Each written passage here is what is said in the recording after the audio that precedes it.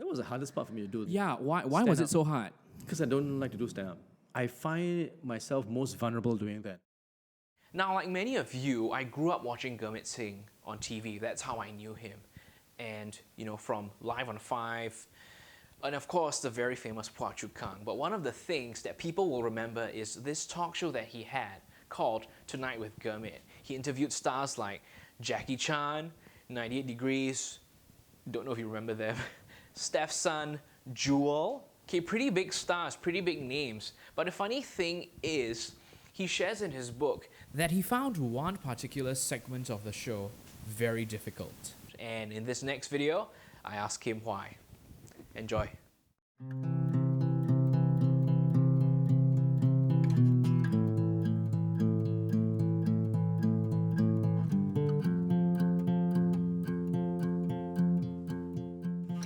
I remember some jokes from Tonight with Gurmit, and I think at the time, I think it was Singtel and M1, they were competing for like being the top telco, right? Right.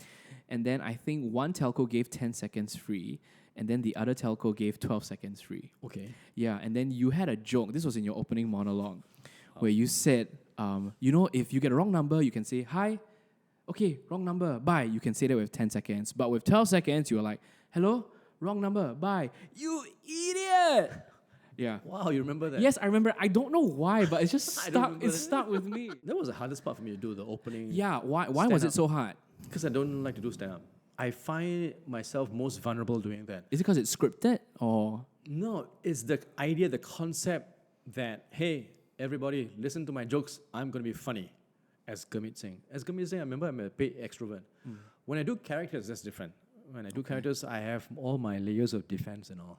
So to go up there as Gurmit was very difficult. I actually asked out loud, executive producer, I said, I know there's a talk show, they have this, but can we take away the stand-up? He said, cannot lah, that's the concept lah. That's the opening, like Leno, Letterman, and what have you. So I had to do it lah. Yeah. You talk in your book about when Jewel came, and I actually have this memory of you introducing next week's show. Like next week, Jewel, and then I remember. So like, and then I remember that. I remember that, and then you talked about Jewel. I'm like, yeah, I definitely remember that Jewel was on the show. Yeah. Yeah. So that's great. You guys should read it if that's not clear enough.